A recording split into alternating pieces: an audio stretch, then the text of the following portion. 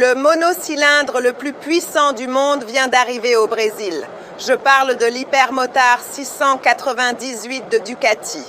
Je suis Amanda Pagliari et voici la chaîne moto la plus charmante du Brésil. Et dans cette vidéo, vous allez tout savoir à son sujet, ses caractéristiques techniques, sa date d'arrivée au Brésil, le nombre d'unités disponibles et bien sûr, son prix. N'oubliez pas de liker la vidéo, cette moto le mérite.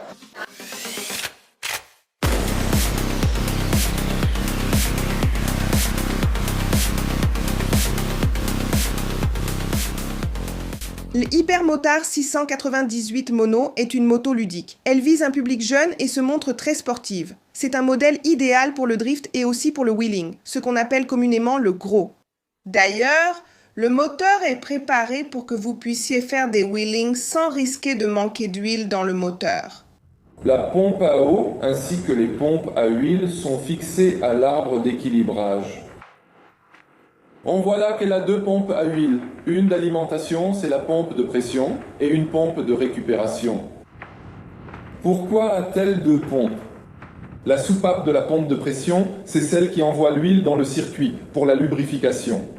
Et une autre pompe qui retire l'huile de la chambre, des bielles, et la renvoie vers le logement de la pompe principale. Pourquoi faire? Monsieur Louise, qui aime faire des wheelings, pourra être tranquille, car il y aura toujours de l'huile dans la pompe de pression.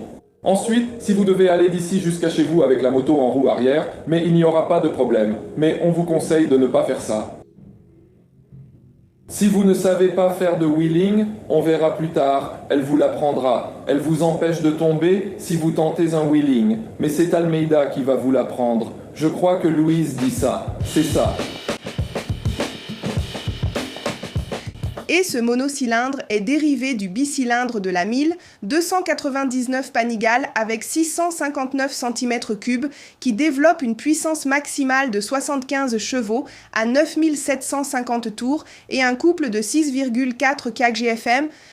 Cependant, le moteur peut gagner 7 chevaux supplémentaires si vous installez le silencieux Termignoni disponible en accessoire. Tout sur la Hypermotard 698 Mono a été pensé pour réduire le poids depuis les composants du moteur, son cadre treillis, l'adoption d'une batterie au lithium et même les roues en aluminium coulé. Jante de 17 pouces avec des rayons en forme de hydre, ce qui la rend plus légère. Au total, la moto pèse 151 kg, sans compter son réservoir de carburant qui a une capacité de 12 litres d'essence.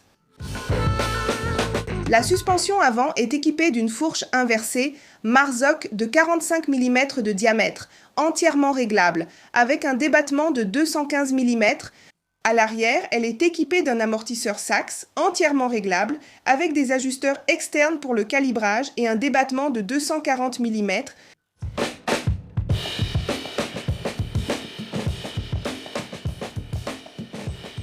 La 698 Mono est équipée d'un système de freinage Bosch Brembo avec ABS en virage. De plus, le disque avant a un diamètre de 330 mm avec une frette en aluminium et un étrier radial Brembo M432 à 4 pistons.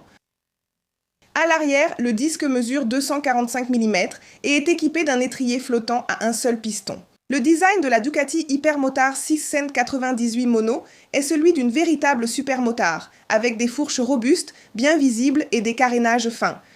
Son phare avant est très compact à LED et intègre la fonction DRL avec un profil lumineux en double C. Les autres feux sont également à LED. La selle est monobloc et a une hauteur jusqu'au sol de 90,4 cm, mais elle peut descendre à 84,9 cm avec le kit de rabaissement. Elle dispose de 4 modes de conduite et d'une électronique embarquée avancée. Tous les matériaux dont Marc et Louise vont parler, magnésium, titane, il n'y a pas que ça. Il y a beaucoup d'électronique impliquée et il y en a très peu là-bas. Commençons ici par le tableau de bord. C'est un tableau de bord minimaliste, avec toutes les informations possibles pour que vous compreniez, pour que vous tous puissiez observer. Elle a plusieurs comités internes qui gèrent l'embarquement et les accessoires comme le Bluetooth. C'est compact. On dit que c'est blanc sur fond et en noir. Je dis toujours ça, pourquoi en noir sur fond? On a de la visibilité partout où l'on conduit la moto, qu'il fasse soleil, qu'il pleuve, qu'il fasse sombre, c'est-à-dire c'est d'origine militaire. Et ce tableau de bord me permet d'utiliser toutes ces informations.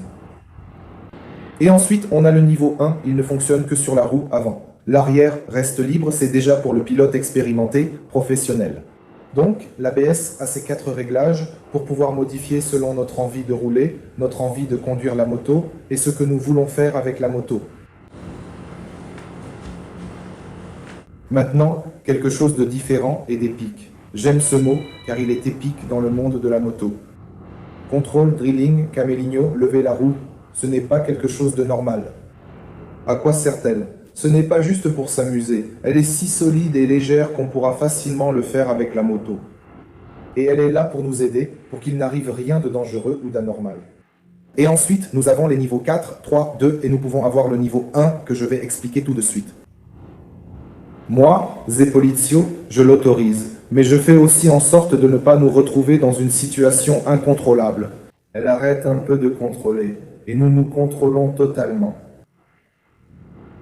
Mais sur piste, par exemple, nous avons une version 1 qui permet non seulement de contrôler la puissance du moteur, mais aussi, de manière électronique, avec l'inclinaison, de gérer électroniquement le couple en fonction de l'inclinaison. Et cela n'est permis que lorsque nous installons l'échappement accessoire, qui comporte toujours une mise à jour logicielle dans son boîtier.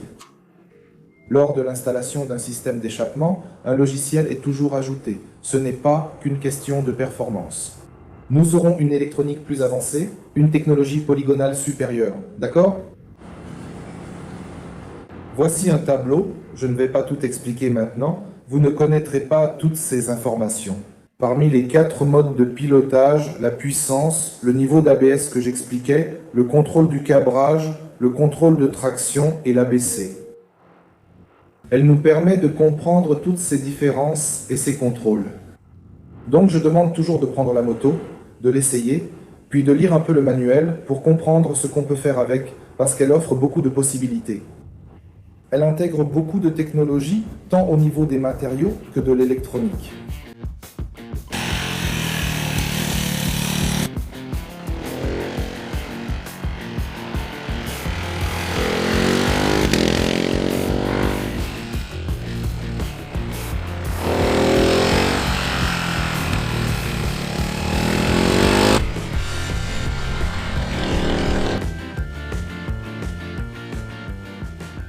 Elle est déjà disponible chez les concessionnaires, mais il n'y en a que 5 unités. Não corre porque vai acabar logo. Elle arrive au Brésil dans cette couleur unique, avec la possibilité d'ajouter des accessoires pour 94 990 réais. Alors, qu'est-ce que tu penses de cette machine? Laisse un like, partage avec tes amis et bien sûr, abonne-toi ici à la chaîne Motoplay. Car dès que je ferai le test de cette machine, tu seras la première à tout savoir. À la prochaine! Un gros bisou.